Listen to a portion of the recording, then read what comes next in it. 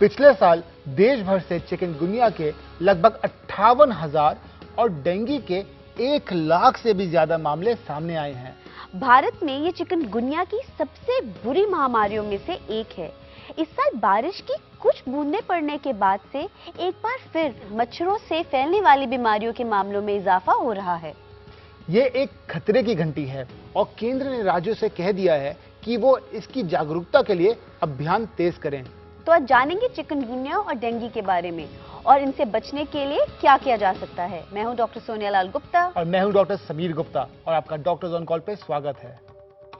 Dengue और chikungunya ये दोनों वायरल बीमारियां हैं जो मादा एडीज इजिप्टी और एल्बोपिक्टस मच्छरों के काटने से फैलती हैं। इन दोनों बीमारियों के लक्षणों में 104 डिग्री तक का तेज बुखार, बदन में दर्द, सिर दर्द और लाली यानी रैशेज हो सकते हैं। चिकनगुनिया के मरीजों में आमतौर पर जोड़ों में काफी दर्द होता है, जिससे हाथ, कलाइयों और टखनों पर असर पड़ता है। जोड़ों का दर्द बहुत ज्यादा होता है और हफ्तों से लेकर महीनों तक चल सकता है। कभी कभार ये सालों तक पीछा नहीं छोड़ता। डेंगू हो तो बुखार के तीसरे या चौथे दिन प्लेटलेट्स में गिरावट आती है। इसीलिए आइब्यूप्रोफेन और डिक्लोफेनेक जैसी दवाओं से परहेज करना चाहिए, क्योंकि इन दवाओं से प्लेटलेट्स और गिरते हैं और खून रिसने का खतरा पैदा हो जाता है।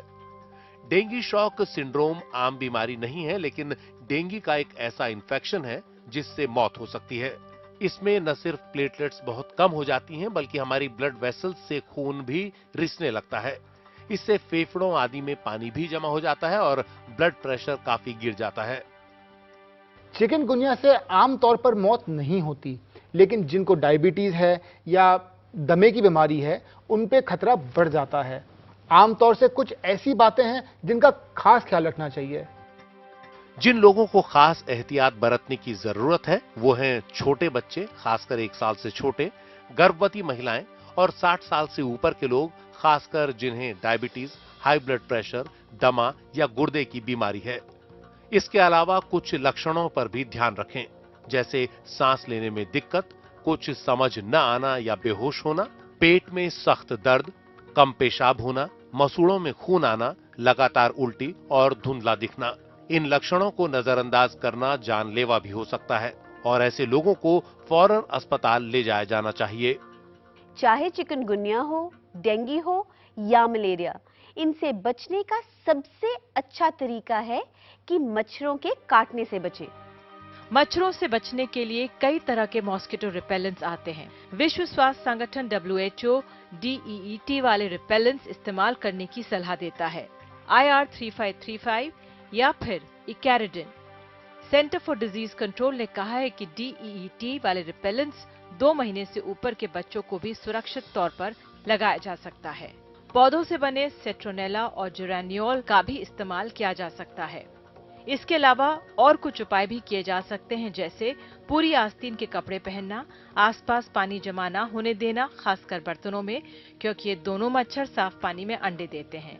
ये मच्छर सुबह या तीसरे पहर ज्यादा सक्रिय होते हैं, लिहाजा ऐसे समय में घर के अंदर ही रहने में भलाई है।